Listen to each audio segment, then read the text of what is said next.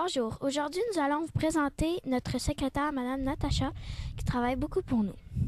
Elle est généreuse, gentille et nous aide avec nos petits problèmes électroniques. Alors, elle est très sympathique et vous allez voir son travail dans notre entrevue très bientôt. Merci. Pouvez-vous nous décrire un peu votre travail? Oui, certainement, Rebecca. Alors, c'est sûr que moi, en tant que secrétaire d'école, j'ai vraiment beaucoup de tâches très, très variées. Écoute, on s'occupe des inscriptions, on s'occupe des absences. Quand il y a des petits amis qui sont malades, ben il faut appeler les parents pour savoir pourquoi ils ne sont pas là. On fait des bulletins, on fait aussi toutes les commandes du matériel. Tous vos livres scolaires, là, c'est tout moi qui commande ça. Puis bien sûr, ben, il faut répondre aux petites demandes du personnel parce que le personnel vient souvent nous voir pour nous demander des troubles informatiques ou plein d'affaires. Donc, il faut leur répondre à ça. Puis, c'est sûr que je travaille presque constamment à l'ordinateur. Donc, ben c'est ça. Fait que je travaille beaucoup dans les travaux administratifs et à l'ordinateur. Aimez-vous votre travail? Oui. Alors, c'est sûr que oui, j'aime beaucoup ça, sinon je ne le ferais pas. Ça fait déjà 8 ans que je suis secrétaire dans les écoles. C'est sûr que ce que je préfère le plus, c'est les élèves. C'est le contact avec les élèves. Je pense que si vous n'étiez pas là, je m'ennuierais.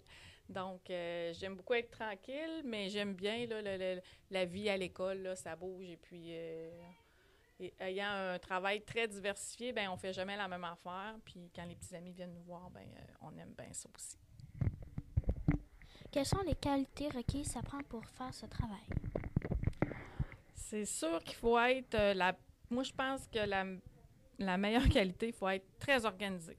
Étant donné qu'on fait plusieurs tâches, il ne faut pas en faire 50 en même temps. Donc, il faut être organisé, il faut planifier nos journées. Il faut avoir aussi de la patience parce que souvent, on a plein de monde qui viennent nous voir. Fait qu'il faut être patient puis prendre le temps de répondre à tout le monde.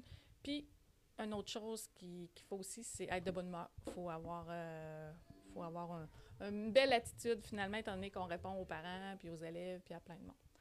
Donc, ça fait pas mal le tour. Merci.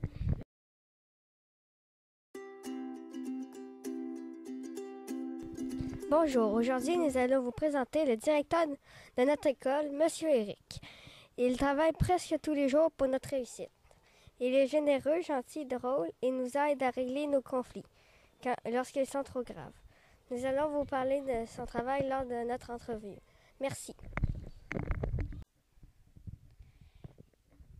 Est-ce que votre travail est difficile? Mon travail, il est parfois facile, parfois il est difficile. Donc, c'est une bonne question parce que on a à l'occasion à gérer toutes sortes de choses qui nous amènent à résoudre des problèmes.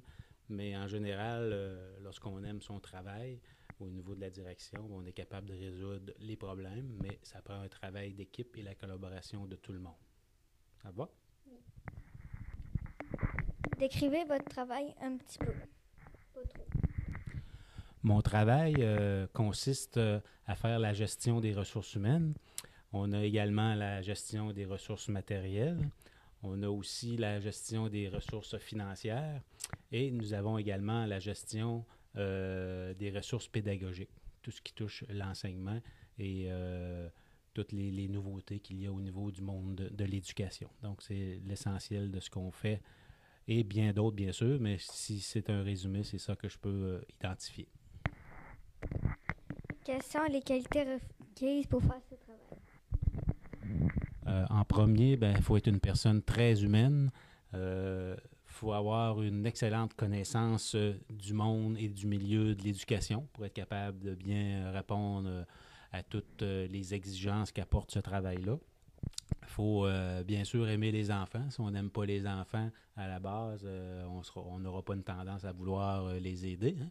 C'est normal, donc il faut aimer les enfants. Il faut avoir aussi un sens politique. Je ne dis pas qu'on est des politiciens, mais il faut quand même avoir un sens politique dans nos fonctions.